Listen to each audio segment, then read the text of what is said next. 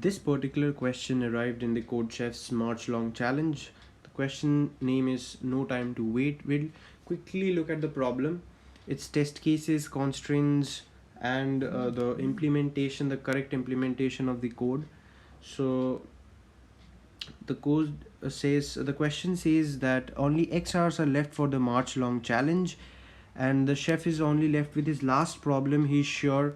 Uh, he's sure he can't complete the problem in this much time. So basically the question says that the chef is left with X hours of time, and he needs exactly H hours to solve this remaining problem, and H is greater than X, strictly greater than X. So basically he can't solve the last problems within the time frame. Now he decides, he uses some special powers so that he can go back to all these different time frames t1 to tn, and we'll have to say that whether in any of these time frames, if the chef reaches, can he complete this problem. So basically all we have to do is from t1 to tn, if t1 plus x,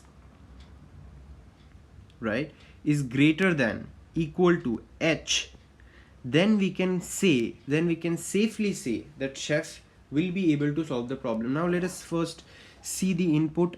The first n lines are three separated integers, so there is n, there is h, and there is x, representing the number of time zones. So n represents the number of time zones, h represents the amount of time that the chef will be taking to solve the problem, and x represents the remaining time in the Marchlong challenge, right? So we can see the constraints are really light, like from n ranging from 1 to 100, so we don't have to worry much about the constraints. It's very well within the range.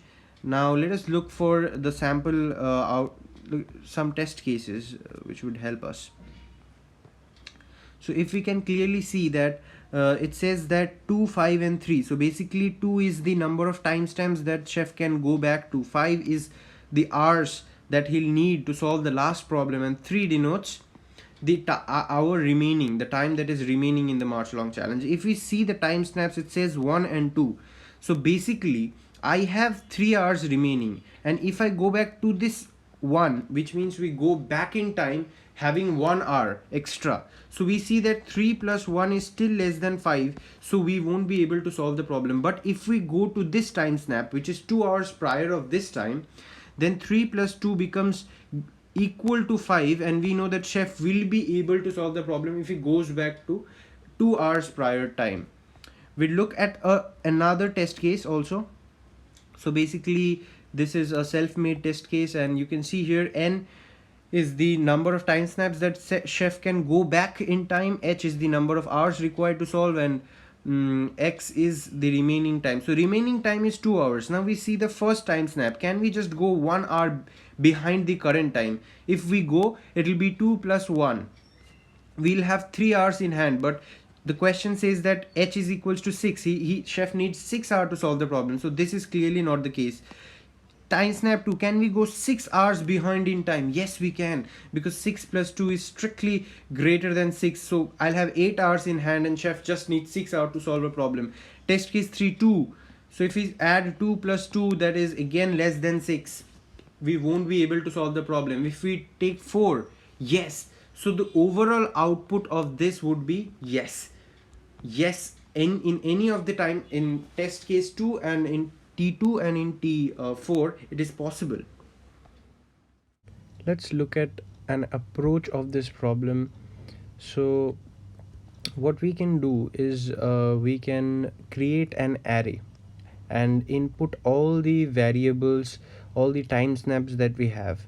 So here we take all the time snaps, and for every time snap we need to check something. We need to check that if any of the value in the time snaps plus x, if that value is greater than equal to h, which is the amount of time that chef requires to solve the problem. If for any of the value this becomes true, then we can just print yes. Else, if for any of the other conditions where the value remains untrue, what we're gonna do is basically we're gonna print a no. So for any of the value, if we find a yes, we are just going to say yes, and for if we don't find for any of its value, we say a no. Thank you so much. I encourage you to solve the problem, and any doubts, ask me below in the comment section. Thank you so much. To subscribe.